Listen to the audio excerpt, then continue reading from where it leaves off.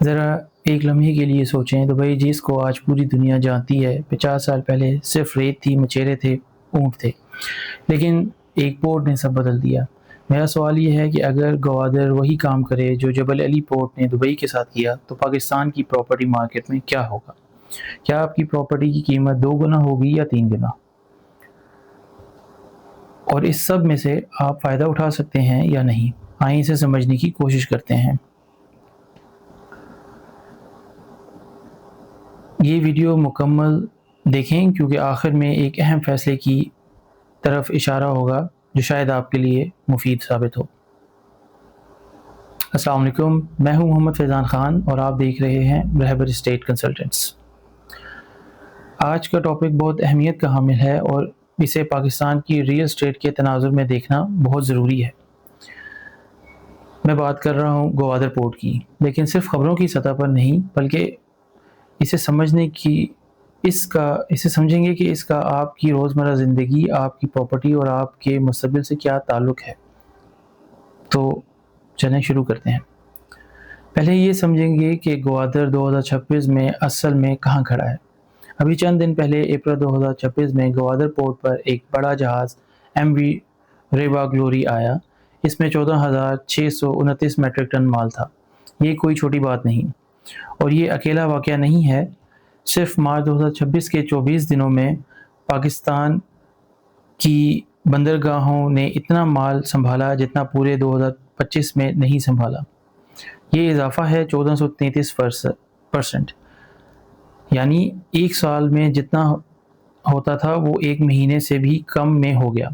اور اس کی وجہ ابنائے ہرمز، خلیج میں کشیدگی، مرسک، سی ایم اے جیسی دنیا کی سب سے بڑی شپنگ کمپنیاں اپنے جہاز پاکستان کی طرف موڑ رہی ہیں، کیونکہ یہ محفوظ ہے، یہاں سی پیک کا انفراسٹرکچر ہے۔ گوادر پورٹ اتھارٹی کے چیئرمین کی بات آپ کو ان کے الفاظ میں بتاتا ہوں کہ گوادر تیزی سے ایک قابل اعتماد علاقائی تجارتی مرکز بن رہا ہے، نہ صرف پاکستان کے لیے بلکہ پورے خطے کے لیے۔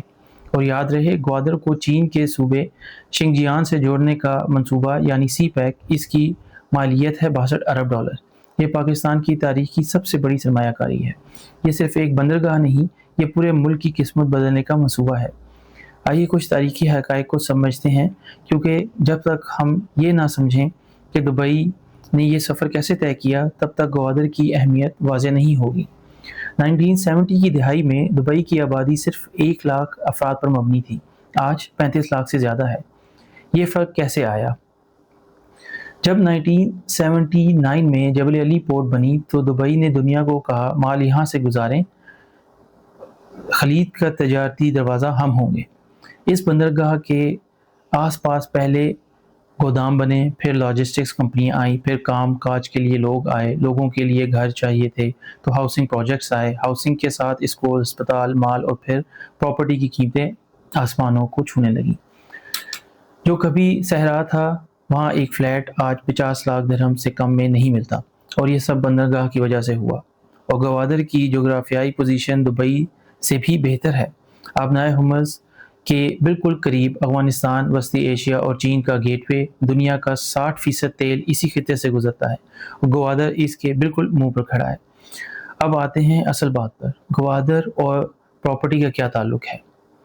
سی پیک ایک سڑک نہیں، یہ ایک زنجیر ہے، اور اس زنجیر کی ہر کڑی ایک شہر ہے۔ جب گوادر سے مال چین جائے گا تو یہ مال کہاں سے گزرے گا؟ گوادر سے کوئٹہ، سکر، ملتان، لاہور، راولپنڈی اور پھر پنجاب سے چین۔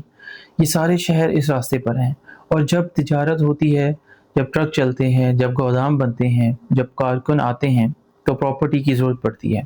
راولپنڈی اور اسلام آباد جہاں ہم کام کرتے ہیں، یہ شہر سی پیک کے اس راستے پر سب سے اہم تجارتی پڑاؤ ہے۔ ابھی بھی چین پاکستان میں سب سے زیادہ سرمایہ کاری کر رہا ہے۔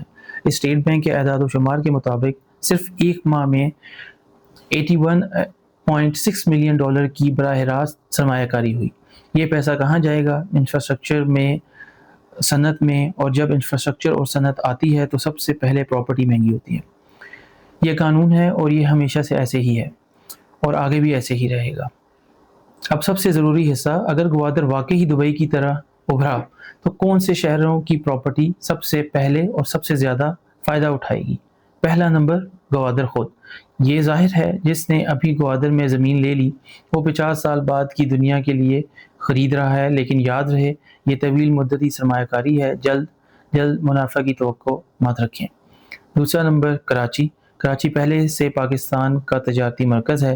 ग्वादर के बढ़ने से कराची कमज़ोर नहीं होगा बल्कि मजबूत होगा, क्योंकि ज़्यादा तिजारत का मतलब है ज़्यादा लॉजिस्टिक्स कंपनियाँ, ज़्यादा बैंकिंग, ज़्यादा इंश्योरेंस, और ये सब कराची में है। तीसरा नंबर और मेरे ख़्याल में सबसे अहम, रावलपिंडी और इस्लामाबाद। ये पाकिस्तान का सियासी और इंतज़ामी दारुल हुकूमत है। जब भी पाकिस्तान में बड़ी तब्दीली आई, पॉलिसी, सरमायाकारी, बैरूनी फंडिंग, इसका मरकज़ यहाँ रहा। सी पैक की पॉलिसियाँ यहाँ से बनती हैं, चीनी कंपनियों के दफातर यहाँ हैं, सफारत खाने यहाँ हैं। जब गवादर में कारोबार बढ़ेगा तो इस कारोबार को चलाने वाले लोग यहाँ रहने आएंगे, और जो ज़मीन या घर पहले से ख़रीद कर बैठा होगा वो मुनाफा कमाएगा। चौथा शहर लाहौर। सी पैक का मरकज़ी रास्ता लाहौर से गुज़रता है और लाहौर की प्रॉपर्टी पहले ही मजबूत है। जब तिजारत बढ़ेगी तो ये मज़ीद मजबूत होगी। अब आते हैं इस बात पर जो आप वाकई जानना चाहते हैं, आपको अभी क्या करना चाहिए। देखें, मैं आपको कोई झूठी खुशखबरी नहीं दूंगा। गवादर को बनने में अभी बहुत वक्त लगेगा, ये रात भर में नहीं होगा, लेकिन ये बहुत बड़ा लेकिन है। दुबई में भी सब ने एक साथ नहीं ख़रीदा। जिन्होंने पहले ख़रीदा उन्होंने करोड़ों कमाए, जिन्होंने बाद में ख़रीदा उन्होंने अच्छा मुनाफा कमाया, और जिन्होंने बहुत देर से ख़रीदा वो अब पछताते हैं। तो इस वक्त के लिए मेरी 3 गुजारिशात हैं। पहली बात, अगर आपके पास लंबी मुद्दत के लिए सरमाया है तो ग्वादर के आसपास की ज़मीन देखें। ग्वादर फ्री जोन में पहले से मुराद दी जा रही हैं। दूसरी बात, अगर आप मुख्तसर से दरमियानी मुद्दत की सोच रखते हैं तो सी पैक के रास्ते पर मौजूद शहरों में सरमायाकारी करें।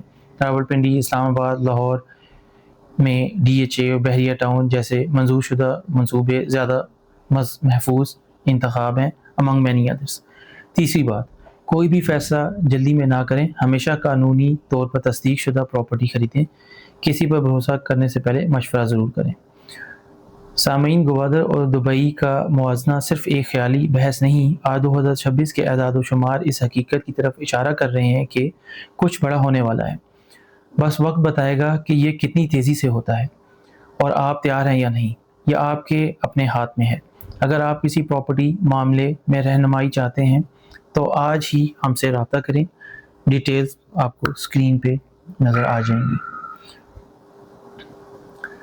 आखिर में, अगर आपको ये वीडियो पसंद आई है तो इसको लाइक, शेयर और सब्सक्राइब ज़रूर कर दें, और अपने दोस्तों से ज़रूर शेयर कीजिए जो प्रॉपर्टी में सरमायाकारी करने की सोच रखते हैं। जाने से पहले अपना और अपने प्यारों का बहुत ख्याल रखें और मुझे अपनी दुआओं में याद रखें। अस्सलामु अलैकुम।